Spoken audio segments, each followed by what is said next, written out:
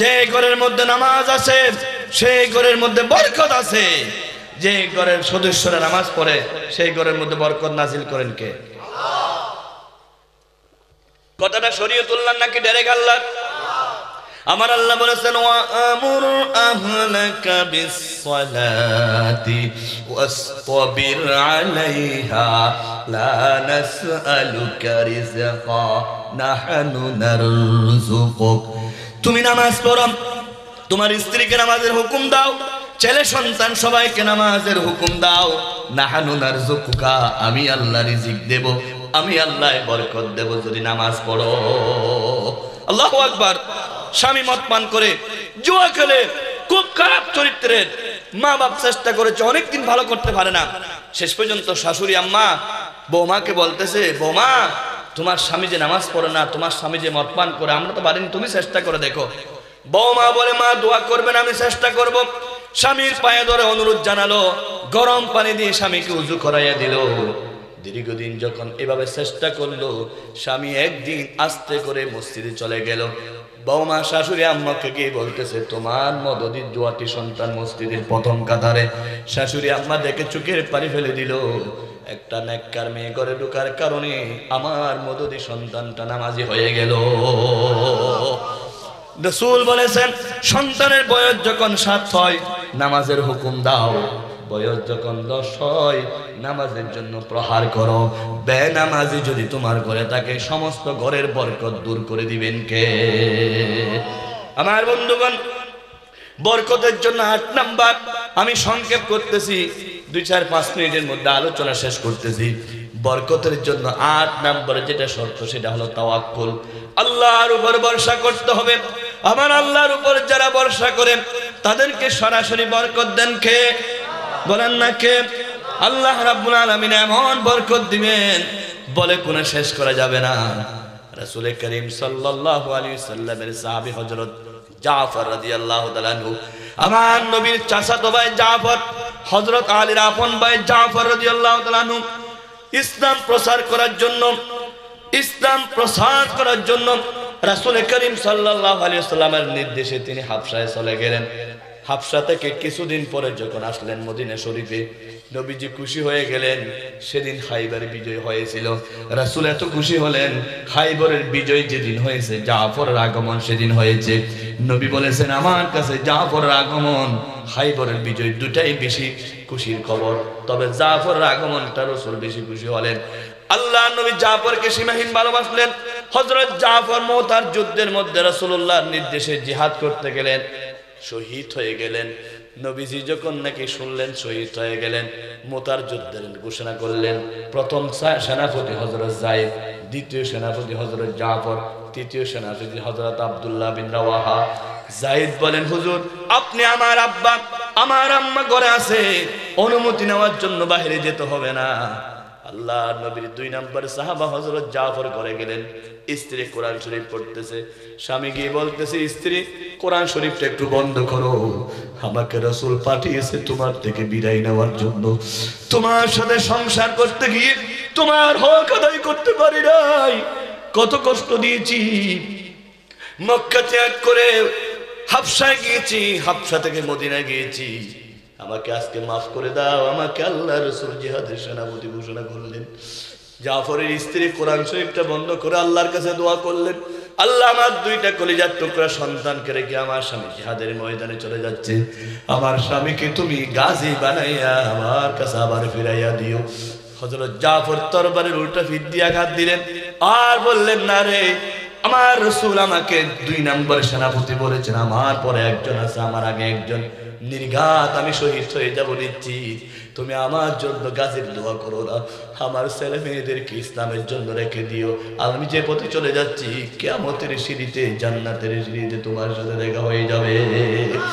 হযরত জাফর নারে তাকবীর আল্লাহু আকবার বলে জিহাদের ময়দানে চলে গেলেন। জিহাদ করতে করতে কাফেররা হযরত জাফরের ডান হাত কেটে ফেললেন। একটু করে লাগানো ছিল, জাফর পায়ের নিচে হাতটা দিয়ে টান মারলেন, আবার বাম হাতে কুপ দিলেন, বাম হাত টুকরা হয়ে গেল। একটু করে লাগানো ছিল, জাফর টান দিলেন, পা দুইটা কেটে ফেললো। ইসলামের জন্য জাফর নিজের ইসলামের পতাকাটা দাঁত দিয়ে আটকাইয়ে ধরলেন। হযরত জাফরের গলা থেকে শরীর জুদা করে দিল, তারপরে পতাকা ছাড়ে নাই। আল্লাহ নবীর সাহাবা জাফর থেকে শহীদ হওয়ার পরে কত জনের পতাকা নিতে আসছে, দেয় নাই পতাকা। এরপরে যখন 3 নম্বরে সেনাপতি আব্দুল্লাহ বিন রাওয়াহা আসলেন, বললেন আমি আব্দুল্লাহ নবীর সেনাপতি। জিদ্দা মানুষের মতো আস্তে করে শহীদ জাফর পতাকাটা তুলে দিলেন। আমার আল্লাহ বলেছেন ওয়ালা তাকুলু লিমান ইউকতালু ফি সাবিলিল্লাহি আমওয়াত বাল আহয়াউ ওয়ালাকিন লা তাশউরুন। হযরত জাফর রাদিয়াল্লাহু তাআলা শহীদ হয়ে গেলেন। আসসালামু আলাইকুম ওয়া রাহমাতুল্লাহি ওয়া বারাকাতুহু। নাহমাদুহু ওয়া নুসাল্লিমু আলা হাবিবিহিল কারীম, আম্মা বা'দ। ফাউযু বিল্লাহি মিনাশ শাইতানির রাজীম। বিসমিল্লাহির রাহমানির রাহিম। ইন্নাল্লাহা ওয়া মালাইকাতাহু ইউসাল্লুনা আলান নবী ইয়া আইয়ুহাল্লাযীনা আমানু সাল্লু আলাইহি ওয়া সাল্লিমু তাসলিমা। আল্লাহুম্মা সাল্লি আলা সাইয়্যিদিনা মাওলানা মুহাম্মদ ওয়া আলা আলি সাইয়্যিদিনা। প্রাণ খুলে মোহাব্বত নিয়ে বলে আল্লাহুম্মা সাল্লি আলা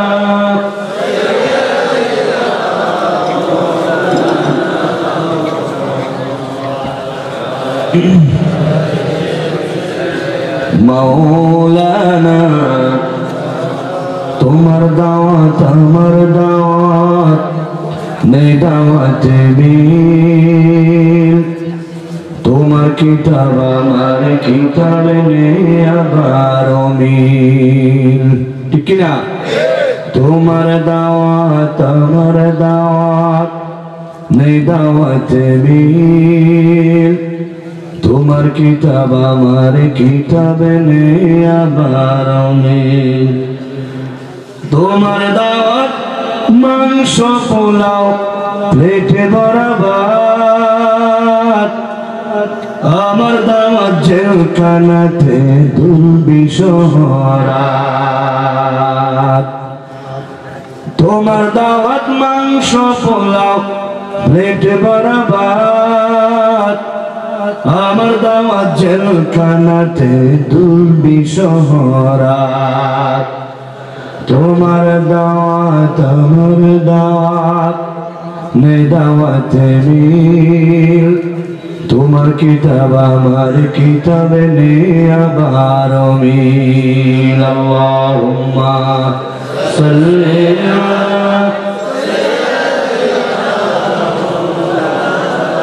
ওয়া আলা আলি সাইয়্যিদিনা। ভাই ভাই মুসলিম ইসলামী তরুণ সংঘ, তরুণ একতা সংঘের মধ্যে আয়োজিত ৬ষ্ঠতম বিশাল ওয়াজ মাহফিলের মাননীয় সভাপতি মহোদয়, আজকের মাহফিলের সভাপতি জনাব হাফেজ আব্দুল মান্নান সাহেব বারাকাল্লাহু ফি হায়াতিহি। অনেক উলামা একরাম কথা বলেছেন, বিশেষ করে আমার আগে সার করব আলোচনা পেশ করে জাতিকে ধন্য করলেন উস্তাদ আসাতিজা ফজিলাতুল শেখ হযরত আল্লাহ জনাব মাওলানা আবুল কালাম আজাদ আজহারি সাহেব বারাকাল্লাহু ফি হায়াতিহি, মাওলানা আবু মুস্তাফা সাহেব বারাকাল্লাহু ফি হায়াতিহি, দিগর নায়েবে নবী উলামা ইকরাম মুরব্বিয়ান আযম বিরাদরান ইসলাম সুধী মণ্ডলী, পর্দানশীল পরম শ্রদ্ধেয় মা বোনেরা, মাইকের আওয়াজ যতদূর যাচ্ছে সর্বস্তর তাওহীদি জনতা, আসসালামু আলাইকুম ওয়া রাহমাতুল্লাহি ওয়া বারাকাতুহু। সর্বপ্রথম মহান আল্লাহ রাব্বুল আলামিনের দরবারে শুকরিয়া আদায় করি যে আল্লাহ রাব্বুল আলামিন দয়া করে, মায়া করে, রহম করে, করম করে এত গভীর রজনীতে আমাদেরকে আল্লাহর কোরআনের বাগানে বসার কোরআন হাদিসের আলোচনা শোনার তৌফিক এনায়েত করেছে, সেজন্য জবান খুলে মোহাব্বত নিয়ে বলি আলহামদুলিল্লাহ। সবাই বলুন আলহামদুলিল্লাহ। আজকে বাংলাদেশে একটা ব্যতিক্রমী ধর্মী দিন ছিল। কি দিন আপনারা জানেন অনেকে? 14 ফেব্রুয়ারি। সেই দিনটা ছিল কি? 14 ফেব্রুয়ারি বিশ্ব ভালোবাসা দিবস। এখানে কেউ আছেন কি ফুল দিয়েছেন, ভালোবাসা প্রেরণ করেছেন? কেউ আছেন? SMS দিয়েছেন? এমন কেউ নাই মনে হয়। আজকের এই ভাই ভাই তরুণ একতা সংঘ এই দিনটাকে চুজ করেছেন, অত্যন্ত মূল্যবান সময়। ওরা যেন একটা জিহাদ করতেছেন, ঠিক কিনা বলেন? যে দিনে বাংলাদেশের যুবকরা অপসংস্কৃতির সয়লাবে ডুবে যাবেন, সেই দিনে তরুণ ভাই ভাই ইসলামী তরুণ একতা সংঘ ওরা যেন অপসংস্কৃতির বিরুদ্ধে জিহাদ করেছেন, ঠিক কিনা? ওরা যেন জানার বিরুদ্ধে জিহাদ করেছেন। 1500 বছর আগে আমার রাসূল বলেছিলেন, ওয়া নবী সাঈদ আল খুদরি রাদিয়াল্লাহু তাআলা قال رسول الله صلى الله عليه وسلم من رأى منكم منكرا فليغيره بيده وإن لم يستطع فبلسانه وإن لم يستطع فبقلبه وذلك أضعف الإيمان رواه متفق عليه।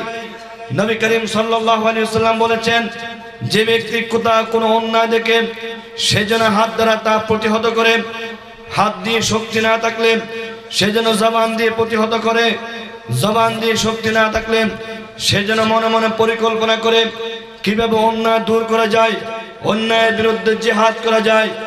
আজকে ভাই ভাই মুসলিম ইসলামী তরুণ একতা সংগঠন ওরা প্রথমে চিন্তা করেছিল 14 ফেব্রুয়ারি বিশ্ব ভালোবাসা দিবসের দিন কিভাবে জিহাদ করা যায়। ওদের হাতে শক্তি ছিল না, কামান ছিল না, দামান ছিল না, পারমাণবিক বোমা ছিল না। সেজন্য তারা বাংলাদেশ থেকে 14 ফেব্রুয়ারি ভালোবাসা দিবসকে উৎখাত করতে পারে নাই, গুলি মারতে পারে নাই, পারমাণবিক বোমা মারতে পারে নাই। তারা দ্বিতীয় অধ্যায় জবান দিয়ে 14 ফেব্রুয়ারির বিরুদ্ধে জিহাদ করেছেন। আন্তর্জাতিক মানের উলামায়ে কেরামদেরকে হাজির করে তাদের জবান দিয়ে যেই দিনে ভালোবাসা দিবস নামক বিশ্ব বেহায়া দিবস পালিত হবে, সেই দিনে বিশ্বের সর্বশ্রেষ্ঠ কোরআন, আল্লাহর কোরআনের মাহফিল দিয়ে, নবীর সুন্নাতের মাহফিল দিয়ে, ওয়াজ মাহফিল দিয়ে, দোয়া মাহফিল দিয়ে তারাই প্রমাণ করেছেন ভালোবাসাকে লাথি মার আর কোরআনকে বুকের সাথে জড়িয়ে ধরতে হবে, ঠিক কিনা? ভালোবাসা দিবস মুসলমানের দিবস হতে পারে না। এটা বিশ্ব বেহায়া দিবস, বিশ্ব লুচ্ছা দিবস, বিশ্ব জানা দিবস। এই দিনকে আমরা পায়ের নিচে দিতে চাই, আল্লাহর কোরআনকে মাথার উপর রাখতে চাই। এটাই প্রমাণ করে দিল ভাই ভাই একতা সংঘের ভাইরা। অন্যান্য দিনও তারা দিতে পারতেন, আজকের দিনে মাহফিল দেওয়া মানে একটা জিহাদ আকবার করা। রাসূল করিম সাল্লাল্লাহু আলাইহি ওয়াসাল্লাম বলেছেন, আশাদুল জিহাদ জিহাদুল হাওয়া, সবচাইতে বড় জিহাদ ময়দানে যুদ্ধ নয়, সবচাইতে বড় জিহাদ হচ্ছে অন্তরের সাথে যুদ্ধ করা।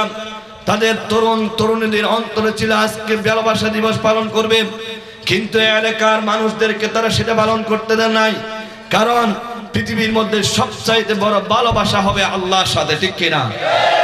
এক নম্বর ভালোবাসতে হবে কাকে? তিনি আমাদের খালেক, তিনি আমাদের মালিক, তিনি আমাদের রাজ্জাক, তিনি আমাদের সবকিছু, হায়াত দাতা, জীবন দাতা, বিধান দাতা। সেই আল্লাহকে প্রাণ দিয়ে ভালোবাসতে হবে। এরপরে ভালোবাসতে হবে বিশ্বনবী মুহাম্মদ রাসূলুল্লাহ সাল্লাল্লাহু আলাইহি ওয়াসাল্লামকে।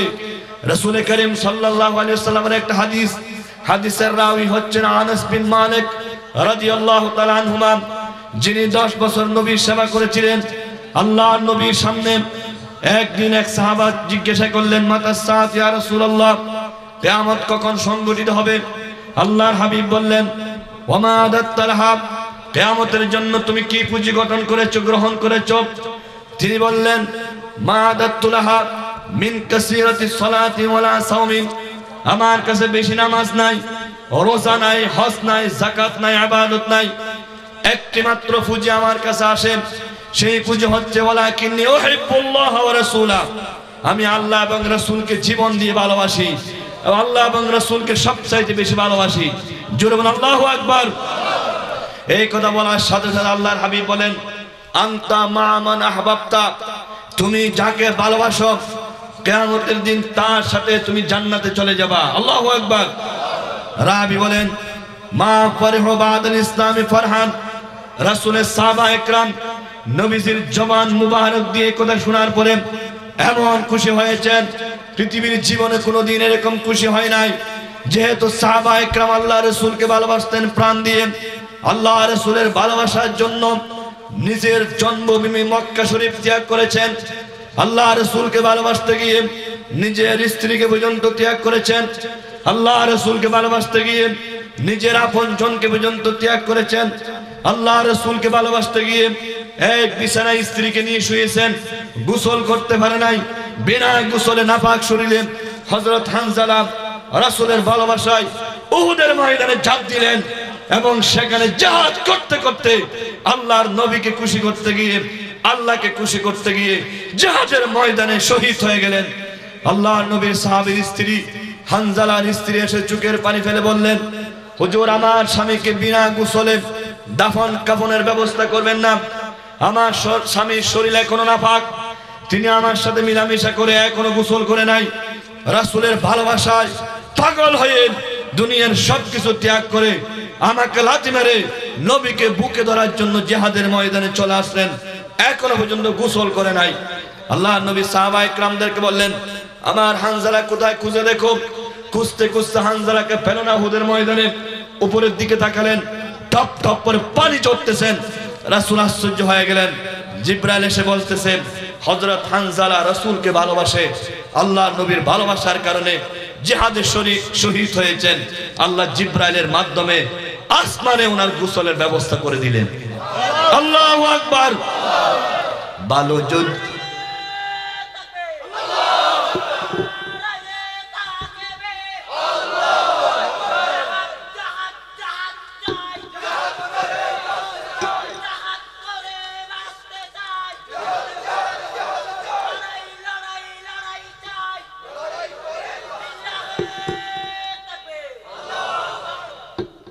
আমি আপনাদের কাছে জানতে চাই, আপনারা কি রাসূলকে ভালোবাসেন, কোরআনকে ভালোবাসেন?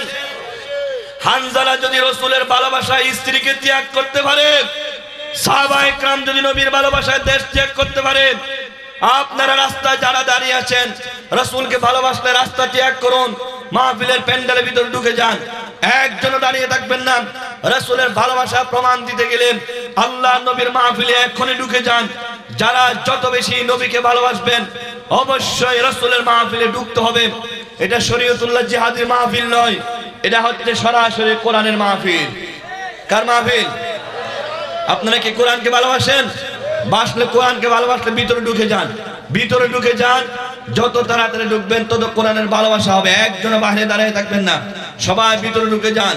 আল্লাহর কোরআনের ভালোবাসায়, নবীর ভালোবাসায়, ইসলামের ভালোবাসায়, আল্লাহর দ্বীনের ভালোবাসায় আমরা রাস্তা ত্যাগ করব, বিছানা ত্যাগ করব, কম্বল লেপ সব ত্যাগ করব, আল্লাহর কোরআনকে বুকের সাথে জড়িয়ে ধরবো ইনশাআল্লাহ। বলুন ইনশাআল্লাহ।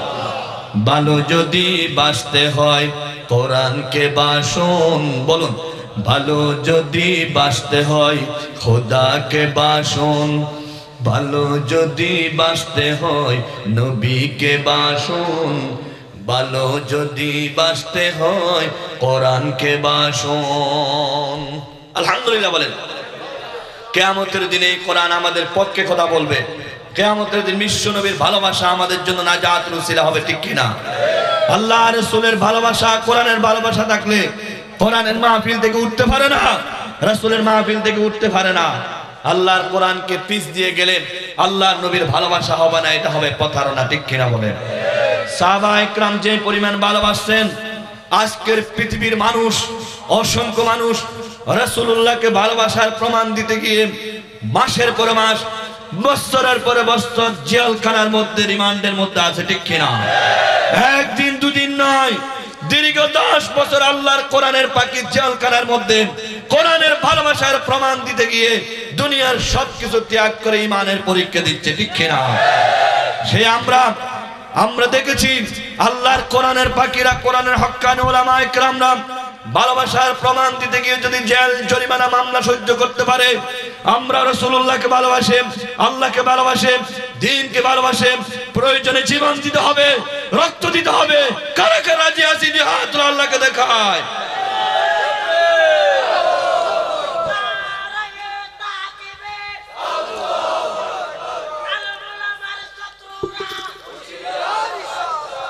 আমার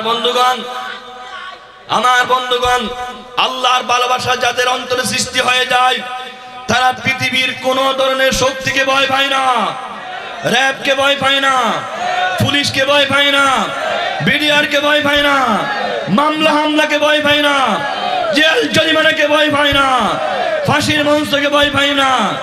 শত শত জয় শ্রীরামের মাঝখানে তারা নারায়ে তাকবীরের স্লোগান দিয়ে থাকে। ভারতের একজন মহিলা মুস্কান জানিয়ে দিল, অন্তরে আল্লাহর ভালোবাসা থাকলে হিন্দুত্ববাদীকে ভয় পাওয়া যাবে না, জয় শ্রীরামকে ভয় পাওয়া যাবে না। তাদের শত শত জয় শ্রীরামকে লাথি মেরে নারায়ে তাকবীরের স্লোগান দিয়ে সমগ্র বিশ্বকে কম্পন সৃষ্টি করেছে একটা মহিলা। একটা মহিলা যদি সেই কম্পন সৃষ্টি করতে পারে, একটা মহিলার অন্তরে যদি জয় শ্রীরামের ভয় না থাকে, সন্ত্রাসের ভয় না থাকে, নির্যাতন মামলা হামলার ভয় না থাকে, বাংলাদেশের ওলামায়ে কেরামদেরকে জানিয়ে দিতে চাই, মিম্বারে বসে কেন হক কথা বলা যাবে না? কেন মুসল্লিকে ভয় করো? কেন কমিটিকে ভয় করো? কেন মুতওয়াল্লিকে ভয় করো? উনি একটা মহিলা হয়ে যদি নারায়ে তাকবীরের স্লোগান দিতে পারে কাউকে ভয় না পেয়ে, তুমি খতিব সাহেব মিম্বারের মধ্যে মুসল্লি কমিটিকে ভয় না পেয়ে প্রত্যেকটা মিম্বার থেকে হকের আওয়াজ দিতে হবে। বাংলাদেশের টেকনাফ থেকে তেতুলিয়া, রূপসা থেকে পাতুরিয়া, 6 লক্ষ মসজিদ থেকে 6 লক্ষ খতিব যদি প্রত্যেক জুমাবারে হকের আওয়াজ দেয়, আল্লাহর কসম একটা নাস্তিকের বাচ্চা বাংলাদেশে থাকতে পারে না, একটা মুরতাদের বাচ্চা বাংলাদেশে থাকতে পারে না। সকল ওলামায়ে কেরাম যদি এক হয়ে যায়, এই মহিলা যেমন কাউকে ভয় পেল না, আলেমরা মুহাদ্দিস হয়ে, মুফতি হয়ে, ফকি হয়ে কেন তাদের অন্তরে ভয় থাকবে? তারাও যদি ভয় না পেয়ে হক কথা বলেন, আগামীকাল সূর্য পূর্ব দিকে উদিত হবে, এটা যেমন সত্য, তার চাইতে মহাসত্য আগামীকালের সূর্যটা হবে ইসলামের সূর্য। সকল ওলামায়ে কেরাম যদি বলে নাস্তিক যারা, বেঈমান যারা, তাদের জানাজা পড়াবো না, তাদের লাশ ধোয়াবো না, তাদের কাফন দাফনের ব্যবস্থা করব না, হয়তো ইসলামের পক্ষে আসতে হবে, নবীর স্লোগান দিতে হবে, নবীর দুশমনের জানাজা বাংলার জমিনে হবে না, হবে না, হবে না, ঠিক কিনা? এরকম সিদ্ধান্ত যদি সকল ওলামায়ে কেরাম নিয়ে দেখেন এবং ঘোষণা দিয়ে থাকেন, আগামীকালে বাংলাদেশের সূর্য উদিত হবে, যেটা ইসলামের সূর্য উদিত হবে, সেটা ঠিক কিনা বলেন?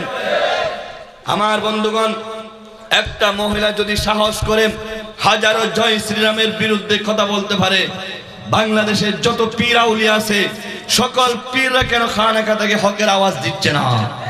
সকল পীরদেরকে হকের আওয়াজ দিতে হবে। ওরাও যেমন আল্লাহকে ভয় করে হকের আওয়াজ দিয়ে দিলেন, সকল মুরিদরা দাঁড়িয়ে রাখতে বাধ্য হবে, সকল মুরিদরা নবীর সুন্নাহ মানতে বাধ্য হবে, সকল মুরিদরা ইসলামী হুকুমত মানতে বাধ্য হবে। আমরা অধিকাংশ পীররা হাদিয়া নেওয়ার জন্য সেই কথা বলতে পারি না যেই কথা ভারতের মুস্কান মহিলা বলতে পেরেছে, কারণ তার অন্তরে ভয় আছে একজনের, তিনি কে? ভালোবাসে একজনকে, তিনি কে? যাদের হৃদয় আছে আল্লাহর ভয়, তারা কবু পথ ভুলে যায় না, আল্লাহর প্রেম ছাড়া এই দুনিয়ায় কারো কাছে কোনো কিছু চাই না, ঠিক কিনা?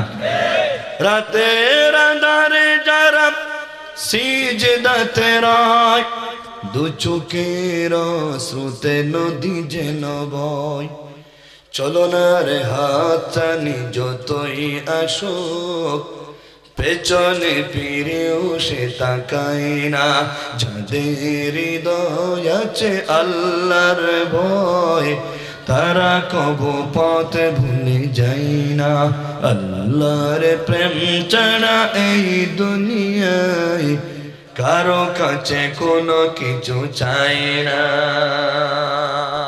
আলহামদুলিল্লাহ বলেন। আমাদের অন্তরে ভয় আছে একজনের, তিনি কে?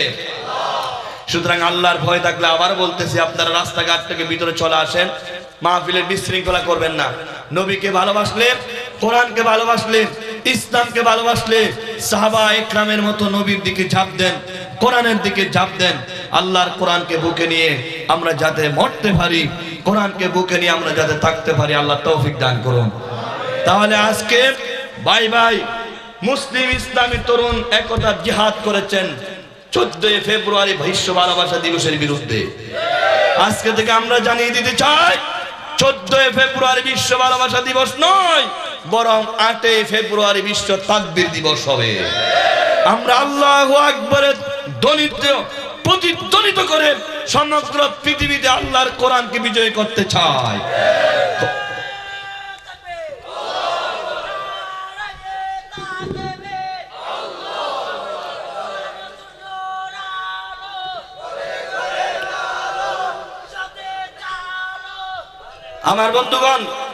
আমার বন্ধুগণ আমি অতি অল্প সময়ে আপনাদের কাছে আলোচনা শেষ করব ইনশাআল্লাহ। বলুন ইনশাআল্লাহ। আমি জানি আপনারা অত্যন্ত আন্তরিক আল্লাহর কোরআনের প্রতি, নবীর প্রতি, ইসলামের প্রতি। সেজন্য কিছু গুরুত্বপূর্ণ কথা বলে আলোচনা শেষ করব। সেই গুরুত্বপূর্ণ কথা হচ্ছে রাসূল করিম সাল্লাল্লাহু আলাইহি ওয়াসাল্লাম যে মেরাজ শরীফে গেলেন। আল্লাহর নবী মেরাজ যান নাই? রাসূল মেরাজে যাওয়ার পরে আল্লাহ রাব্বুল আলামিন নবীজির হাতে কয়েকটা গুরুত্বপূর্ণ জিনিস দিলেন। নবী যখন গেলেন, নবী কি বললেন? আত্তাহিয়াতু লিল্লাহি ওয়াস সালাওয়াতু ওয়াত তাইয়্যিবাত। পৃথিবীতে যত ধরনের ইবাদত রয়েছে সব আপনার জন্য নিয়ে আসলাম। শারীরিক, আত্মিক, মালি সমস্ত ইবাদত কার জন্য? সবাই বলুন কার জন্য? তখন আল্লাহ নবী, আল্লাহ রাব্বুল আলামিন সামনে নবী যখন এই কথা বললেন, আল্লাহ কি বললেন? আসসালামু আলাইকা আইয়ুহান নাবিয়্যু ওয়া রাহমাতুল্লাহি ওয়া বারাকাতুহু। হে রাসূল, আপনার প্রতি শান্তি বর্ষিত হোক, আপনার উপর রহমত, আপনার উপর বরকত। কয়টা শব্দ? তিনটা। একটা হচ্ছে সালাম, আরেকটা হচ্ছে রহমত, আরেকটা হচ্ছে বরকত।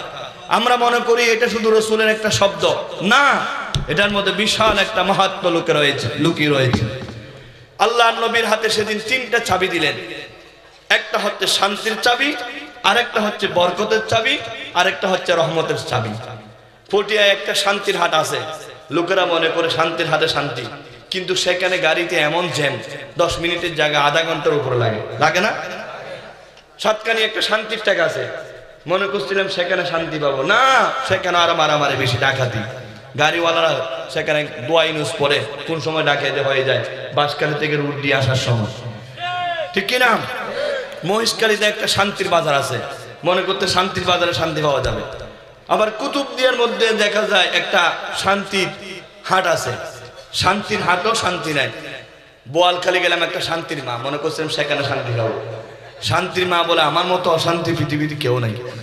তাহলে শান্তির থেকেও শান্তি নাই, শান্তি বাজারে শান্তি নাই, শান্তির হাটে শান্তি নাই, শান্তির মায়ের কাছে শান্তি নাই। পৃথিবীতে শান্তি একজনের কাছে, তিনি হচ্ছেন আল্লাহ দিলেন আমার রাসূলের আদর্শের মধ্যে শান্তি। যারা রাসূলের কথা মানবে তারাই শান্তি পাবে। মাথার চুল থেকে পায়ের নখ পর্যন্ত রাসূলের চরিত্রের মধ্যে সব শান্তি। আজকে সে বিষয়ে কথা বলবো না, আজকে কথা বলবো বরকত। আল্লাহ রাসূলের হাতেই আল্লাহ রাব্বুল আলামিন সব বরকত দিলেন। আমার নবী, আপনার নবী, বিশ্ব নবীকে মেরাজের রাত্রে এমন বরকত দিলেন, নবীজি সেখান থেকে আসলেন। আসহাবে সুফফার সদস্য আবু হুরায়রা রাদিয়াল্লাহু তাআলা আনহু বলেন, আমি নবীর কাছে গিয়ে নালিশ করলাম, অভিযোগ দিলাম, হুজুর খানা খেতে পারি নাই, 3 দিন পর্যন্ত পেটের খিদায় কষ্ট পাচ্ছি। আল্লাহর হাবিব বলেন, এক গ্লাস দুধ যখন নবীর কাছে আসলো, রাসূল বলেন, আবু হুরায়রা রে, আসহাবে সুফফাদেরকে ডাকো। নবীজি বলার পরে আবু হুরায়রা আসহাবে সুফফার সদস্যদেরকে ডাকলেন। এক এক করে 1400 সাহাবা একরাম আসলো। নবীজি সবাইকে গ্লাস ভর্তি করে দুধ দিলেন। আবু হুরায়রা বলতেছেন, দুধটা আমি আর পাবো না মনে হয়, খিদার জ্বালা আমি কষ্ট পাচ্ছি। আল্লাহ রাসূলের হাতে আবু হুরায়রা একবার, দুইবার, 3বার গ্লাসে করে 3 গ্লাস দুধ খেলেন। আবু হুরায়রা বলতেছেন, আল্লাহর কসম, আমার নবীর হাতে এমন ভাগ্য দেখলাম, সকল সাহাবা একরাম খাওয়ার পরও যে 1 গ্লাস দুধ ছিল, সব দুধ নবীর হাতে রয়ে গেল। আল্লাহু আকবার। কি বরকত! এটাকে আরবিতে বলা হয় বরকত, আর বাংলা বলা হয় ভাগ্য। কি আপনারা কি ভাগ্য পেতে চান কিনা? মাটি ধরলে স্বর্ণ হয় মতো ভাগ্য পেতে চান কিনা? হায়াতের বরকত চান কিনা? রিজিকের বরকত চান কিনা? অনেকজন অভিযোগ করে হুজুর টাকা কামাই লক্ষ লক্ষ, কিন্তু কোনো বরকত নাই। হুজুর দান করি অনেক অনেক কেজি মন কেমন হয়, কিন্তু বরকত নাই। বরকত থাকবে কোথায়? আপনার হাতে তো বরকতের চাবি নাই। আপনি বরকত পেতে হলে 10টি কাজ করতে হবে। যে ব্যক্তি 10টি কাজ করবে সে হায়াতের মধ্যে বরকত পাবে, রিজিকের মধ্যে বরকত পাবে, কথাবার্তায় বরকত পাবে, সন্তানদের মধ্যে বরকত পাবে। জীবনের প্রত্যেকটি বরকত পাওয়ার জন্য কয়টি কাজ করতে হবে? বলেন না কয়টি কাজ? 1 নাম্বার, আল্লাহ বলেছেন কোরআনে কারীম পারা নম্বর 9 পৃষ্ঠা নম্বর 2 সূরা আনফাল, আল্লাহ বলেন ওয়ালাউ আন্না আহলাল কুরা আমানু ওয়াত্তাকাউ লাফাতাহনা আলাইহিম বারাকাতিম মিনাস সামাই ওয়াল আরদ। জোরে বলুন আল্লাহু আকবার। আমার আল্লাহ বলেছেন এলাকার মানুষরা যদি 2টা কাজ করে, 1 আল্লাহর উপর ঈমান আনে, 2 নাম্বার তাকওয়া নীতি অবলম্বন করে, এই 2টা কাজ যারা করবে তাদের জন্য লাফাতাহনা আলাইহিম বারাকাতিম মিনাস সামা, আকাশের বরকতের দরজা খুলে দেওয়া হবে, আর জমিনের রহমতের দরজা খুলে দিবেন কে? আকাশ থেকে অহরহ বরকত নাজিল হবে। কি করতে হবে? আল্লাহকে ভয় করতে হবে। কার ভয়? আল্লাহর উপর ঈমান আনতে হবে। আপনি কি বাস্তব দেখতে চান প্রমাণ? দেখতে চাইলে 2019, 20, 21 করোনার ইতিহাস দেখেন। এই করোনার মধ্যে বিশ্বের 45 লক্ষ মানুষ মারা গেছে, 10 কোটি মানুষ আক্রান্ত হয়েছে, কিন্তু যত মানুষ মারা গেছে অধিকাংশ মানুষ আমেরিকায়, রাশিয়ায়, ইউরোপ, ভারতের মধ্যে, অর্থাৎ বিধর্মীরা কাফেররা মারা গেছেন, মুসলমানরা সেই পরিমাণে মারা যায় না। ঠিক কিনা? কারণ আল্লাহ 1500 বছর আগে ওয়াদা, যারা ঈমান আনে তাদের হায়াতের বরকত দিবেন কে? প্রমাণ করে দিয়েছেন ঈমানদারদের হায়াতের মধ্যে বরকত হয়েছে। ঈমানদাররা সহজে করুণায় মরে নাই, আল্লাহ তাদেরকে অফুরন্ত হায়াত দিয়েছেন। মরেছে কাফের বাচ্চারা, মরেছে হিন্দু, মরেছে বৌদ্ধ, খ্রিস্টানরা, যারা আল্লাহর সাথে বেয়াদবি করে, কোরআনের সাথে বেয়াদবি করেন, আল্লাহ তাদের উপর গজব নাজিল করেছে। ভারত এত মানুষ করুণায় মরেছ, তারপরও শিক্ষা হলো না, তারপরে মুসলমানদের উপর নির্যাতন করো। খবরদার, একটা মুস্কানের সুরে সুরে পৃথিবীবাসী ঐক্যবদ্ধ হয়ে এমন ভাবে জিহাদ শুরু করবে, গাজওয়ায়ে হিন্দ শুরু হয়ে যাবে, ভারত আর ভারত থাকবে না। দেখবেন ইসলামের বিজয় ভারত থেকে শুরু হয়ে যাবে।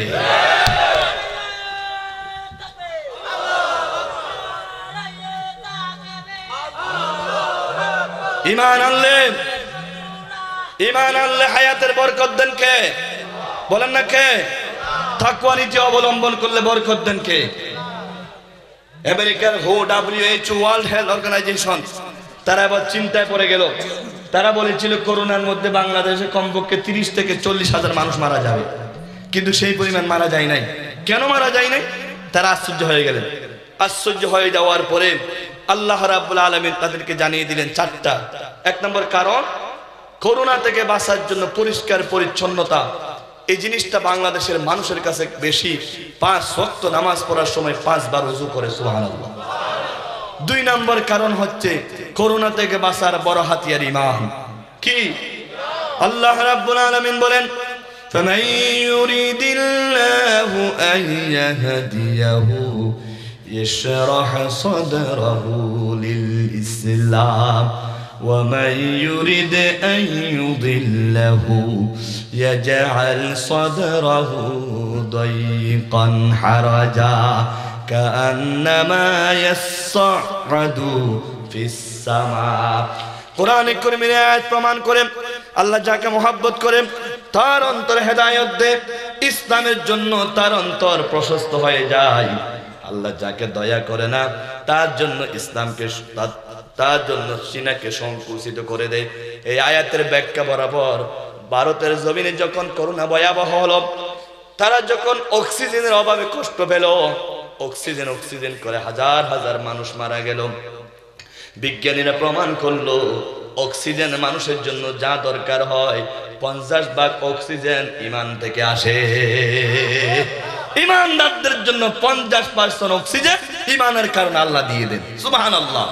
তাদের কাছে ঈমান না থাকার কারণে আর অক্সিজেন পেল না অসংখ্য মানুষ। আমার বন্ধুগণ, সেজন্য ঈমান আমরা আনতে পেরেছি। হয়তো আমরা মুসলমানের ঘরে জন্ম নিয়ে ঈমানদার হয়েছি, কিন্তু যারা হিন্দুর ঘরে বুদ্ধের ঘরে জন্ম নিয়ে ঈমান এনেছেন তাদের ঈমান অত্যন্ত কঠিন ঈমান। আমরা মুসলমানের ঘরে জন্ম নিয়েছি, ঈমান এনেছি, সেজন্য ঈমানের মূল্য বুঝতেছি না। ঈমান যে কত বড় দৌলত। আল্লাহ রাসূল নিজের চাচা আবু তালেবকে বারবার চেষ্টা করলেন, শুধু ঈমান আনো। আমার চাচা কালিমা পূর্ণ পড়তে না পারলো, কমপক্ষে অর্ধেক পড়ো, হুজ্জাতুল্লাহ কা।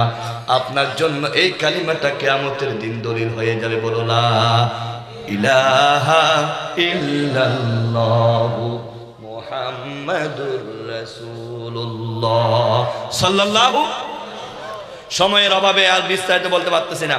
তাহলে সবখানে বরকত পাওয়ার জন্য 1 নাম্বার উপায়ের নাম কি?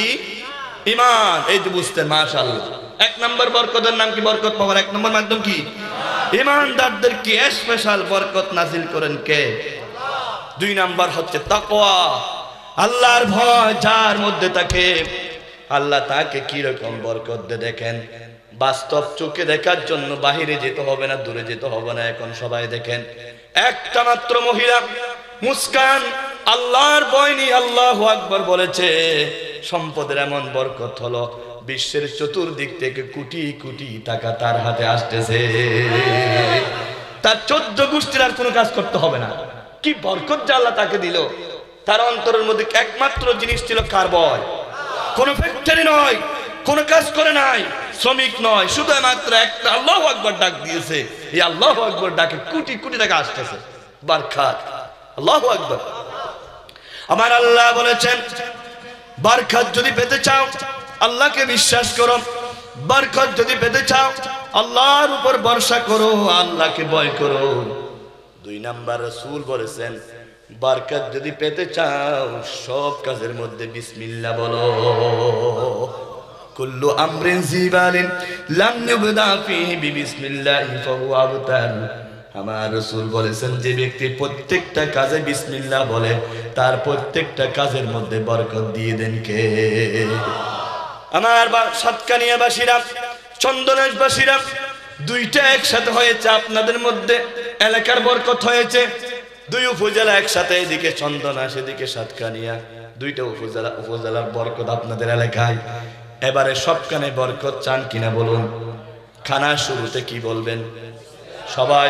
খানার শুরুতে, পানি পান করার শুরুতে, টুপি মাথা দেওয়ার শুরুতে, কাপড় পরার শুরুতে, বাতের ডেকচি ঢাকনা তোলার সময়, দরজা বন্ধ করার সময়, দরজা খোলার সময়।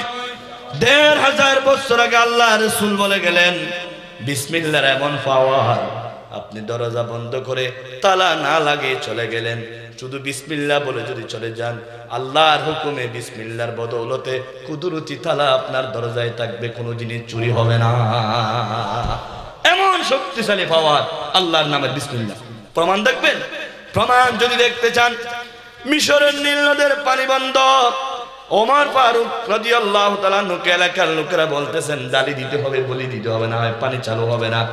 হযরত ওমর প্রেসিডেন্ট এক কাগজের মধ্যে বিসমিল্লাহ লিখে বলে দিলেন, সাগর যদি বিসমিল্লাহর বরকতে পানি দাও আমি নেব, না হয় তোমার পুরা নীল নদকে আমি আর ব্যবহার করব না। মাত্র বিসমিল্লাহির রহমানির রহিম কাগজটা নদীতে ফেলানো দরকার। এমন ভাবে পানির ফোয়ারা প্রবাহিত হলো, এই নীল নদের পানি বাড়তে বাড়তে বাড়তে বাড়তে এক পর্যায়ে জান্নাতের সাথে লেগে যাবে। রাসূল বলেছেন 2টা নদী জান্নাতের সাথে লেগে যাবে, একটা হচ্ছে ফোরাত আর একটা হচ্ছে নীল। কেন? বিসমিল্লাহ দিয়ে চালু করলেন। কি দিয়ে? বিসমিল্লাহ দিয়ে চালু করলে নদী যদি জান্নাতে বাজে, আমরা বিসমিল্লাহ বললে আমাদের জীবনও জান্নাতে চলে যাবে। জান্নাতে দিয়ে দিবেন কে? সুতরাং জীবনের প্রত্যেকটা ক্ষেত্রে কি বলতে হবে? বলেন না কি বলতে হবে? বরকতের জন্য 4 নাম্বার পয়েন্ট, আল্লাহর কোরআনের সাথে সম্পর্ক রাখতে হবে। কারণ আল্লাহ বলেছেন ওয়াদা কিতাবুন আনজালনাহু মুবারাকুন, এটা এমন একটা কিতাব যে কিতাবের মধ্যে অসংখ্য বরকত রয়েছে। আল্লাহু আকবার।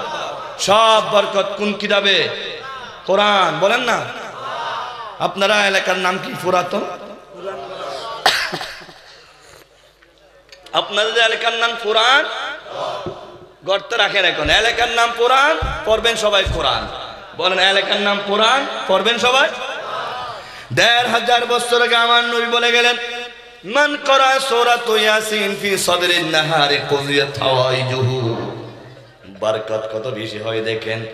রাসূল বলে গেছেন, সকালবেলা একবার যে সূরা ইয়াসিন বললো, সারাদিন তাদের ঘরে কোটি কোটি বরকত, যত অভাব আছে সব অভাব আল্লাহ কোরআনের পরিবর্তে আমার আল্লাহ পূরণ করে দিবে। বলবেন না সুবহানাল্লাহ? ফ্রি তো, সেই জন্য আল্লাহর হাবিব বলেছেন, মান করা সূরাতুল ওয়াকিয়া লাম তুসিবহু ফাকাতান আবাদা।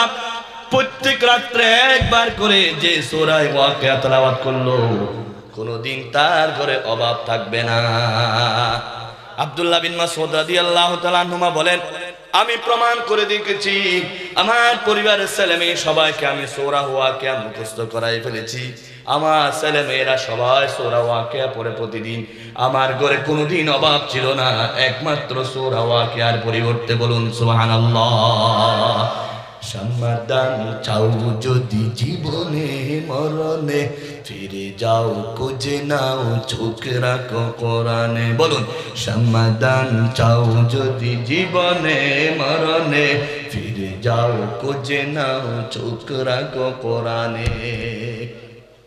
আমার বন্ধুগণ, ভালো করে শুনুন, কোরআনের সাথে সম্পর্ক থাকলে কিরকম বরকত হয়। আমেরিকার একটা গ্রিন সিটি, একটা শহরের মধ্যে পাকিস্তানি কিছু যুবক বাস করত, সেখানে বাংলাদেশি যুবকরা বাস করত। আমেরিকার সেই গ্রিন সিটির মধ্যে নামাজ পড়তে অনেক দূরে চলে যেত হতো। মসজিদ খুব দূরে দূরে ছিল, 30-40 মাইল দূরে একটা মসজিদ ছিল। এক জায়গার মধ্যে সবাই জুমা পড়ত। একটা যুবক ছিল, বাড়ি ছিল পাকিস্তান, 5 ওয়াক্ত নামাজ জমা সহকারে পড়তো। 1 ওয়াক্ত নামাজও বাদ দিত না জামাত ছাড়া। কিন্তু সে ব্যক্তি কাজ করতে গিয়ে একটা খ্রিস্টান মেয়ের প্রেমে পড়ে গেল। খ্রিস্টান মেয়েকে সীমাহীন ভালোবাসলো। লম্বা ঘটনা সংক্ষেপ বলতেছি। সিদ্ধান্ত নিল, এই খ্রিস্টান মহিলাটা বিবাহ করা ছাড়া আমি বাঁচবো না। তাকে প্রস্তাব দিল, তোমাকে আমি অবশ্যই বিবাহ করব। বলে আমার সাথে কোনো কথা নাই, আমার গার্ডিয়ানের সাথে যোগাযোগ করো। তিনি যখন পাগল হয়ে গেলেন, গার্ডিয়ানের সাথে যোগাযোগ করলো। গার্ডিয়ানরা তাকে দাওয়াত দিল। দাওয়াত দেওয়ার পরে, তুমি আমাদের মেয়েকে বিবাহ করতে চাও, 5টি শর্ত মানতে হবে। 1 নাম্বার, আমাদের খ্রিস্টান ধর্মে শুকরের মাংস খাই, তোমাকে খাইতে হবে। আমাদের খ্রিস্টান ধর্মে মদ পান করে নিয়মিত তোমাকে পান করতে হবে। আমাদের মেয়েটাকে যদি বিবাহ করতে চাও, অবশ্যই অবশ্যই তোমাকে খ্রিস্টান ধর্ম গ্রহণ করতে হবে, ইসলামের কালিমাকে লাথি মারতে হবে। কথাগুলো শুনতেছেন, চোখ দিয়ে পানি পড়তেছেন। 4 নাম্বার, তুমি যদি আমাদের খ্রিস্টান ধর্ম গ্রহণ করতে চাও, তোমার আম্মা আব্বার সাথে সম্পর্ক রাখতে পারবে না। 5 নাম্বার, কোনো বন্ধু বান্ধবের সাথে সম্পর্ক রাখতে পারবে না, সব ত্যাগ করতে হবে। আমি ভালোবাসার প্রেমে পড়ে সব কিছু ত্যাগ করলাম। শেষ পর্যন্ত মেয়েটাকে বিবাহ করলাম। বিবাহ করার পরে এলাকা ছেড়ে চলে গেলাম, সব নেট যোগাযোগ বন্ধ করে দিলাম। আমার বন্ধুগণ, যে এলাকায় ছিল যুবকটা নামাজ পড়তো, সে এলাকার লোকেরা তার সাথে খুব বেশি সখ্যতা ছিল, ভালোবাসা ছিল। তিনি যাওয়ার সময় কাউকে বলতে পারে নাই। মোবাইল বন্ধ করে দিলেন, গুগল বন্ধ করে দিলেন, ফেসবুক বন্ধ করে দিলেন। নতুন এলাকায় রইলেন, কিন্তু একটা কোরআন শরীফের কপি তিনি নিয়ে গেলেন। প্রত্যেক দিন অফিসে যাওয়ার সময় কোরআন শরীফটা একটু দেখে যায়। অফিস থেকে আসার পরে কোরআন শরীফটা একটু দেখতো। সকাল বিকাল একবার কোরআন দেখে দেখে তার সময় কাটাতো। মোবাইলের চার্জ চলে গেলে যেমন চার্জারে লাগাইলে মোবাইলের চার্জ হয়, আল্লাহর বান্দারা কোরআনের দিকে তাকালে চোখের ইশারাতে শরীরের মধ্যে রূহানি চার্জ হয়ে যায়। দিনে 2 বার করে আল্লাহর কোরআন দেখতো। এরকম অফিসে যায় আসে 3 বছর পর্যন্ত নামাজ নাই, রোজা নাই, হজ নাই, যাকাত নাই, কারণ ইসলাম ধর্ম ত্যাগ করেছেন, খ্রিস্টান ধর্ম গ্রহণ করেছেন। একদিন তার স্ত্রী ঘর ঝাড়ু দিতে গিয়ে কোরআন শরীফের কপিটা ফেলে দিল ডাস্টবিনে। এই কোরআন তো দরকার নাই, আমার স্বামী তো খ্রিস্টান, আমার স্বামী তো কাফের, দরকার নাই। আমার বন্ধুগণ ফেলে দিল। অফিস থেকে আসার পরে কোরআন খুঁজতেছে, আমার কোরআন কই, আমার কোরআন কই, খুঁজতে খুঁজতে পাগলের মতো হয়ে গেল। স্ত্রীকে বলতেছে কোরআন কই, স্ত্রী বলতেছে আমি ঘর যখন ঝাড়ু দিলাম, পরিষ্কার করলাম, যত অকেজো জিনিস রয়েছে সব ফেলে দিলাম। আমি খ্রিস্টানের মেয়ের কাছে কোরআন হলো সবচাইতে বড় অকেজো জিনিস, সেজন্য ডাস্টবিনে, পায়খানার পাশে ময়লার ডাস্টবিনে কোরআনটা ফেলে দিয়েছি। কথাটা শোনার পরে ওই যুবকের চোখের পানি ধরে রাখতে পারলো না, দৌড়ে চলে গেল ডাস্টবিনে। খুঁজতে খুঁজতে খুঁজতে খুঁজতে কোরআনটা পেল, ছিঁড়ে তছনছ করে ফেলেছে। ওই সিনা কোরআনের কপিটা সিনার মধ্যে লাগালো, লাগানোর পরে চুমুক এলো। বারবার কোরআনের প্রতি ভালোবাসায় চুমুকায়, কোরআনকে মোহাব্বত করে। স্ত্রীর কাছে গিয়ে বলতেছে আবার কোরআনটাকে তুমি লাথি মেরেছো, ডাস্টবিনে ফেলে দিয়েছো। হয়তো তোমাকে সম্মান করে আমি তোমাকে বিবাহ করে সবকিছু ত্যাগ করেছি। আমার বন্ধুগণ এই কথা বলার পরে স্ত্রী বলতেছে এখন কি বলতে চাও? বলে তুমি যেভাবে কোরআনকে লাথি মেরেছো, ডাস্টবিনে ফেলে দিয়েছো, আমি আমার জীবন থেকে তোমাকে ডাস্টবিনে ফেলে দিলাম। সম্পত্তি যা আসে সব তুমি নিয়ে নাও, তোমাকে আর চাই না, তোমার ভালোবাসা আর চাই না। তিনি কোরআন শরীফটা সিনার মধ্যে নিয়ে হাঁটতে লাগলেন। হাঁটতে হাঁটতে 3 দিন লাগলো আগের জায়গায় পৌঁছতে। সকালবেলা মুয়াজ্জিন আযান দিয়ে দিল, হাইয়া আলাস সালাহ বলার সাথে সাথে চিন্তা করলো আমি তো এখন খ্রিস্টান, ইসলাম ধর্ম ত্যাগ করেছি, আমি এখন মসজিদে ঢুকবো নাকি? কিন্তু কোরআন তাকে বলতেছে ঢুক, মসজিদে ঢুক, এখনো তোর হাতে কোরআন আছে, এখনো তোর হাতে আল্লাহর কোরআনের প্রেম আছে। মসজিদের প্রথম কাতারে ঢুকে গেলেন। ইমাম সাহেব থেকে আশ্চর্য হয়ে গেল, নামাজ শেষ হয়ে গেল। ইমাম সাহেবকে বুকের সাথে জড়িয়ে ধরে বলে হুজুর আমার কাছে কোনো ধরনের সামান ছিল না, শুধুমাত্র আল্লাহর কোরআনটা আমি নিয়ে গিয়েছিলাম। এই কোরআন আমাকে খ্রিস্টান ধর্ম থেকে, জাহান্নাম থেকে টান দিয়ে আবার জান্নাতে নিয়ে আসে। मुसलमानों न घबराओ, खुदा की शान बाकी है, अभी इस्लाम जिंदा है, अभी कुरान बाकी है। কোরআনের সাথে সম্পর্ক রাখবেন, বরকতের দরজা খুলে দিবে কে? 5 নাম্বার বরকতের দরজা খুলে দেওয়ার জন্য রাসূল বলেছেন সিলমান কাতাক ওয়াফু আম্মান যালামাক ওয়া আহসিন মান আসা ইলাইক। তোমার সাথে যে সম্পর্ক ছিন্ন করে সে আত্মীয়তার সাথে সম্পর্ক রক্ষা করো। তোমার উপরে যে জুলুম করে তাকে মাফ করে দাও। যে তোমার সাথে দুর্ব্যবহার করে তুমি তার সাথে সুব্যবহার করো। আমার আল্লাহ তোমার জন্য বরকতের দরজা খুলে দিবে।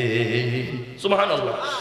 বরকতের দরজা খোলার জন্য 6 নাম্বার পয়েন্ট হচ্ছে রাসূল বলেছেন সকালবেলা ঘুম থেকে উঠো, আল্লাহুম্মা বারিক উম্মতি ফি বুকুরিহা। আমার রাসূল দোয়া করলেন আমার উম্মতের মধ্যে যারা সকালবেলা ওঠে ওই সকালের মধ্যে বরকত দান করো। আমার দেশের মধ্যে যারা বেশি উচ্চ শিক্ষিত রয়েছে, দামি মানুষ রয়েছে, রাতে 3টা পর্যন্ত ঘুমায় না, দিনের 10টা পর্যন্ত ঘুম থেকে উঠে না, ঠিক কিনা? বেগম সাহেব আরো 1 ঘন্টা লাস্টিং পাওয়ার বেশি, বেগম উঠে 11টা বাজে। এটা সরাসরি রাসূলের হাদিস বিরোধী।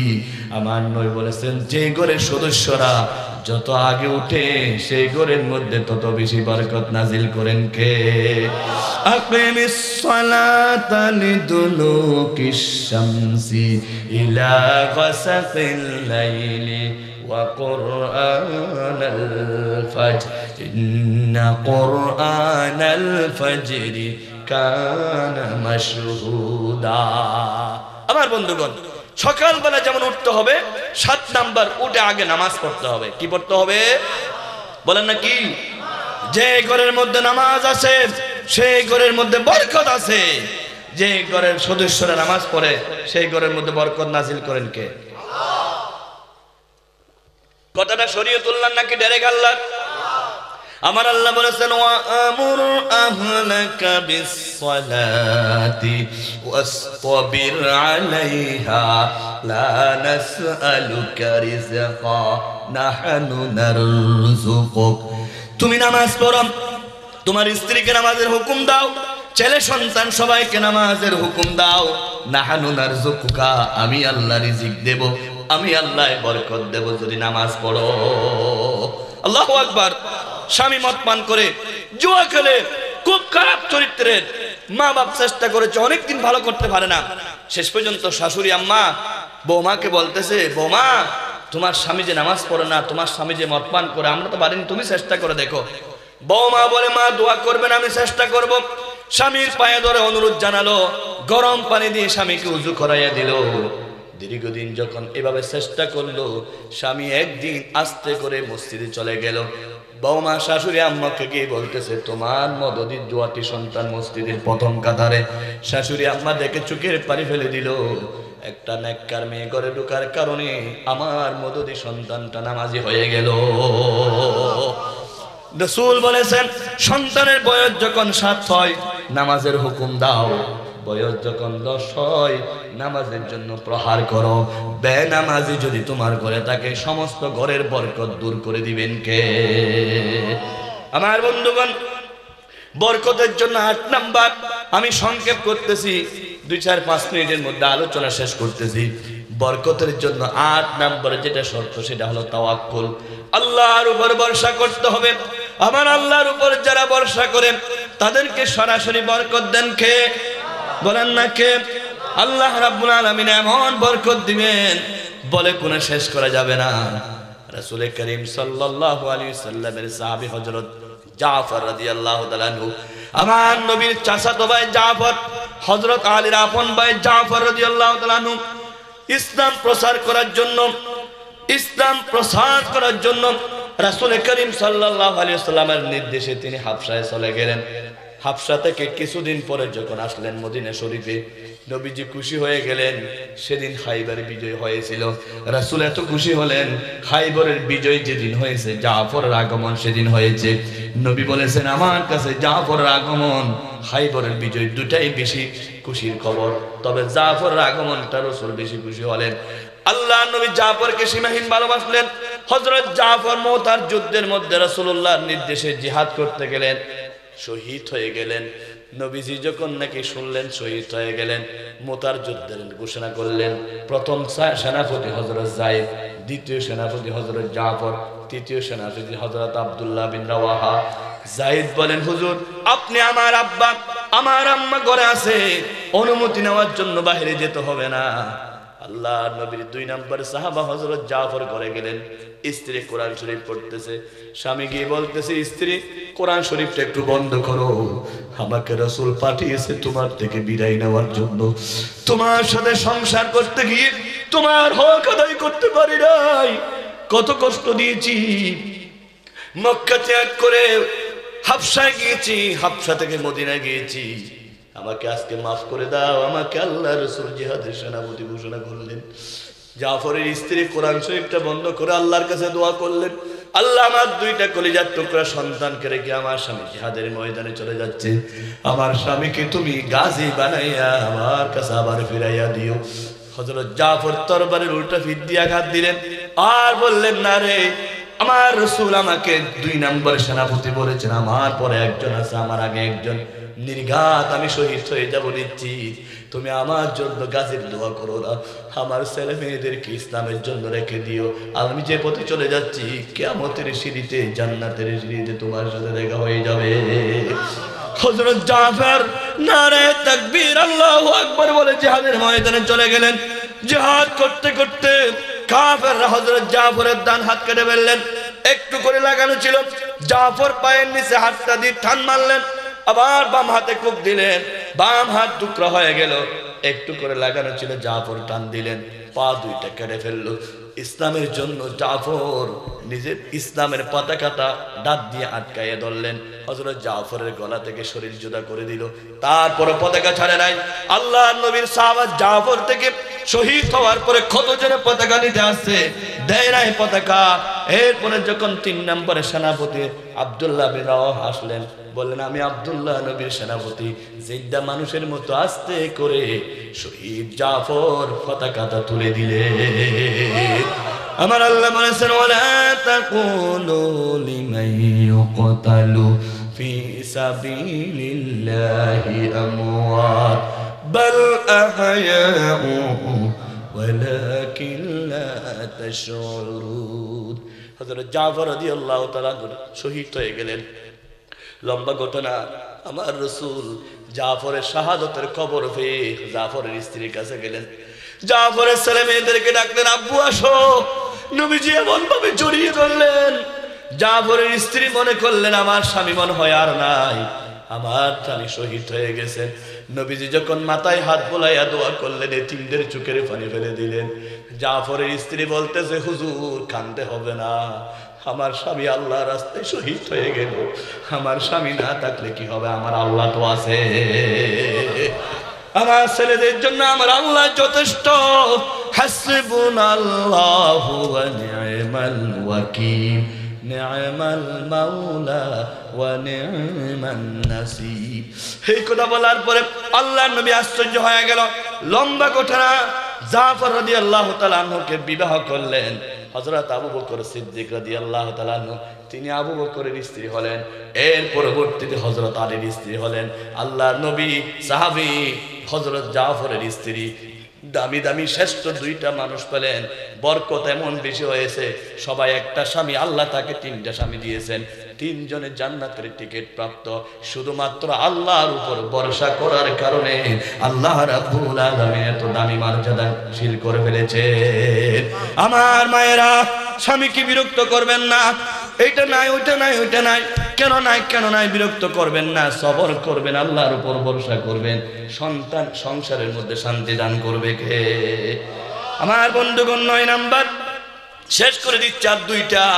9 নাম্বার, আল্লাহর হাবিব বলেছেন বেশি বেশি করে আল্লাহর দরবারে ইস্তেগফার করো, আল্লাহর দরবারে তওবা করো, ক্ষমা চাও। যেহেতু আল্লাহ কোরআন শরীফে সূরা নূহের মধ্যে বললেন, ফাকুল তুস্তাগফিরু রাব্বাকুম ইন্নাহু কানা গাফফারা। আল্লাহর দরবারে তওবা করো, ইস্তেগফার করো, ক্ষমা চাও, নিজের গুনার জন্য লজ্জিত হও, মুনিবের কাছে বারবার তওবা করো, চোখের পানি ফেলো। নবীজি বলেছেন চোখের পানি নাকের আগা আসার আগে আল্লাহ ক্ষমা করে দিবে। তুমি যত বড় পাপী হও না কেন, তোমার আল্লাহর রহমত তার চাইতে কোটি গুণ বেশি। শয়তানের অভ্যাস জীবনে কোনোদিন ভালো কাজ করে না, ফেরেশতাদের অভ্যাস জীবনে কোনোদিন খারাপ কাজ করে না, কিন্তু মানুষ ভালো করে খারাপও করে, তারপরও মানুষের দাম মর্যাদা ফেরেশতার চাইতে বেশি। কারণ ভালো করলে আল্লাহ খুশি, খারাপ করার পরে তাওবা করলে আল্লাহ আরো বেশি খুশি। সেই জন্য মানুষের দাম কোটি গুণ বেশি। ইমাম আহমদ বিন হাম্বল রাহমাতুল্লাহ আলাইহি রাস্তা দিয়ে যাচ্ছে, যাওয়ার সময় পথের মধ্যে শীত বেশি। ইমাম আহমদ বিন হাম্বল একটা রুটি বিক্রেতা রুটি বানাচ্ছে আর আস্তাগফিরুল্লাহ বলতেছে, তার পাশে দাঁড়ালেন একটু গরম নেওয়ার জন্য। ইমাম আহমদ বিন হাম্বল বলে, রুটি বিক্রেতা শুধু আস্তাগফিরুল্লাহ বলো কেন? বলে যে আল্লাহ ওয়াদা করেছেন যারা সব সময় তাওবা করে আস্তাগফিরুল্লাহ বলে তাদের রিজিকে বরকত হয়, জীবনে কোনোদিন অভাব থাকে না, আর দোয়া সব কবুল হয়ে যায়। সেজন্য আমি রুটি বানাই আর আস্তাগফিরুল্লাহ বলি। ইমাম আহমদ বিন হাম্বল বলে, তোমার ওয়াদা কি সব কবুল হয়েছে, পূরণ হয়েছে? বলে, আমি যা ওয়াদা করেছি সব আল্লাহ পূরণ করেছেন, একটা দোয়া বাকি আছে। জগতের শ্রেষ্ঠ মুহাদ্দিস ইমাম আহমদ বিন হাম্বলকে এখনো দেখিনি, দেখার বড় ইচ্ছা রয়েছে।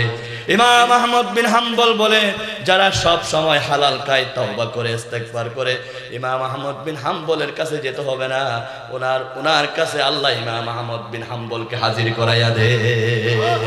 আল্লাহু আকবার।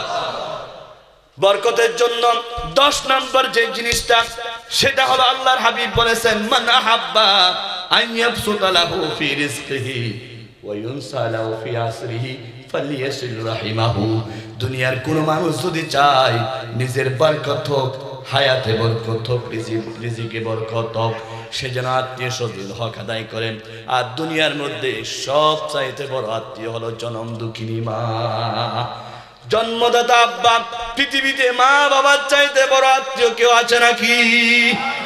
আজকের পত্রিকা দেখুন, 71 টিভির নিউজ দেখুন, একটা বাবা মারা যাওয়ার পরে সন্তানরা সারাটা দিন বাবার গোসল করালো না, বাবার জানাজার ব্যবস্থা করালো না, বাবার কাফনের ব্যবস্থা করালো না, কারণ ভাইরা মারামারি দিচ্ছে জায়গা জমিন সম্পত্তি ভাগ করার জন্য। ভাইরা বলতেছে আগে আমার বাবার সম্পত্তি ভাগ কর, আবার আগে আমার বাবার জায়গা জমিন ভাগ কর। লেটেস্ট নিউজ আজকে দেখেন, আজকের পত্রিকায় এরকম রিপোর্ট আসছে। আমার বন্ধুগণ 24 ঘন্টা পর্যন্ত বাবার কোনো গোসলের ব্যবস্থা করলো না। এলাকার লোকেরা চান্দা করে টাকা পয়সা তুলে একটা এসি অ্যাম্বুলেন্স আনলো, বাবাকে রাখলো, বলে তোমরা সমাধান হওয়ার পরে আবার কবরস্থানে জানাজার ব্যবস্থা হবে। লাশ তো পৌঁছে যাচ্ছে, দুর্গন্ধ এলাকা ছড়িয়ে যাচ্ছে। কেমন সন্তান জন্ম দিল যেই সন্তানরা বাবার লাশ পর্যন্ত ধোয়াচ্ছে না, যেই সন্তানেরা বাবার জানাজার ব্যবস্থা করতেছে না। 4-5 জন দিব্যি সন্তান থাকতে বাবার কোনো খবর নিচ্ছে না। অথচ বাবা সন্তান হলে কত খুশি হয়, বন্ধু বান্ধব সবাইকে মিষ্টি খাওয়ায়। কি হয়েছে বলে, আমার একটা কলিজার টুকরা সন্তান হয়েছে, আমার একটা চাঁদ হয়েছে। নিজে না খেয়ে সন্তানকে খাওয়ায়, নিজে বৃষ্টির মধ্যে ভিজে সন্তানের মাথায় ছাতা তুলে দেয়, নিজে গরমের মধ্যে কষ্ট করে সন্তানের জন্য। সৌদি আরবে গেলাম, একটা ড্রাইভার গাড়ি চালাইতেছে, বললাম তোমার বাড়ি কই? বলে নোয়াখালী। কয় বছর বিদেশে? বলে 25টা বছর বিদেশ। বললাম দুনিয়ার কোনো মায়া মমতা তো তুমি পাও নাই। ড্রাইভারের কথা বলার সাথে সাথে ড্রাইভিং ছেড়ে দিয়ে চোখের পানি ফেলে দিল। হুজুর 2 বছর পরে একবার বাড়ি যাই, 2 মাস থাকি। আমি কত কষ্ট করি, আমার পোলা আমার স্ত্রীরা বুঝে না। রাতের 12টা পর্যন্ত ড্রাইভ করি, রাত্রে গিয়ে আর কিছু খেতে মনে চাই না, না খেয়ে ঘুমাই যাই। সকালে ঘুম থেকে উঠতে দেরি হয়, না কি আবার অফিসে চলে আসি। এত কষ্টের পরে কষ্ট জীবন যাপন করি। ছেলেও বুঝে না, স্ত্রী বুঝে না, শুধু বলে টাকা পাঠাও, শুধু মোবাইল পাঠাও, শুধু কম্পিউটার পাঠাও। আমার এই দুঃখের কথা কে বুঝবে? আমার বাবারা কি কষ্ট করে টাকা ইনকাম করে, লবণের মাঠের মধ্যে বাবারা কষ্ট করে, ক্ষেত খাবারের মধ্যে রোদের মধ্যে আগুনে পুড়ে যায়। সন্তানকে বলে না কলেজে যাইস না, আমার সামনে আলোকে দিতে চলে যায়। এরকম কোনো বাবা কিন্তু বলে না, ও আমার আব্বা তুই স্কুলে যাইস না, আমার সাথে শ্বাস করতে চলে যাও। বাবারা বলে যা কষ্ট করতে আমি করব, আমার ফিট ফুলে যাক, আমার শরীর বসে যাক, তারপরে তুই সুন্দর করে লেখাপড়া কর, তুই ব্যারিস্টার হবি, তুই ডাক্তার হবি, তুই ইঞ্জিনিয়ার হবি, আমার কলিজা ঠান্ডা হবে। বাবারা কি কষ্ট করে সন্তানদেরকে মানুষ করে। আজকের নাফরমান সন্তানরা বাবার খবর নেয় না, বাবার গোসল দেওয়াচ্ছে না, বাবার জানাজা পড়াচ্ছে না। এরকম নাফরমান সন্তানের উপর আল্লাহর গজব পড়ুক, ঠিক কিনা? ও সন্তানরা, বাবাকে চিনো না, এটা তোমার জান্নাতের দরজা। আল্লাহ রাসূল বলেছেন তোমার বাবা তোমার মা সরাসরি তোমার জান্নাতের দরজা। ইমাম শাফি রহমাতুল্লাহ আলাইহি প্রত্যেক দিন মাদ্রাসা থেকে আসার পরে রাতে 3টা বাজে তাহাজ্জুদ পড়তে লাগের মায়ের পা টিপে দিত, মায়ের পায়ের মধ্যে চুমুকাইতো। ইমাম শাফির মা বলে তুমি আবার পায়ে চুমুকাও কেন? ইমাম শাফি বলেন আমি তোমার পায়ে খাই না, আমার বেহেশতের মধ্যে আমি চুমুকাই। আমার নবী বলেছেন তোমার পাটা আমার জান্নাতের টুকরা। একবার যদি মায়ের দিকে তাকান, বাবার দিকে তাকান, একটা কবুল হজের সওয়াব লিখে দিবেন কে? আমার বন্ধুগণ, সেজন্য বাবাকে বুড়া বলা যাবে না, মাকে বুড়ি বলা যাবে না। শ্বশুর শাশুড়িকে আম্মা আব্বা বলতে বলতে জীবন দিয়ে ফেলি, আর মা বাবার সাথে বেয়াদবি করি। মা বাপ যদি রাজি হয় আল্লাহ রাজি হয়ে যাবে, মা বাপ যদি নারাজ হয় তুমি কাবা শরীফের ইমাম হলো জান্নাতে যেতে পারবে না। মায়ের দোয়া লাউহে মুমিন, মায়ের দোয়া লাও, বাবার দোয়া লাউহে মুমিন, বাবার দোয়া লাও। বিপদে পড়বে না তুমি যখন যেতাই যাও, মায়ের দোয়া লাউহে মুমিন, মায়ের দোয়া লাও। ইয়া নবী সালাম ইয়া রাসূল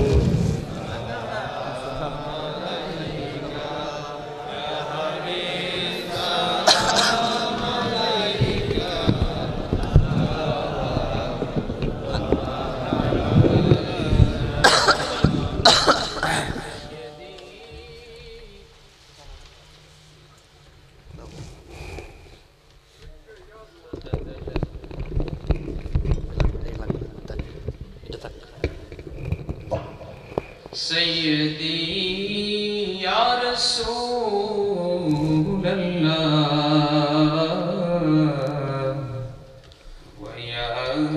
হাবিবাল্লাহ মরণে শিয়রে আসিও হাউজে কাউসার পিলায়ো নবী আপনি মরণে আসিলে থাকিবে না মরণে যন্ত্রণা ইয়া নবী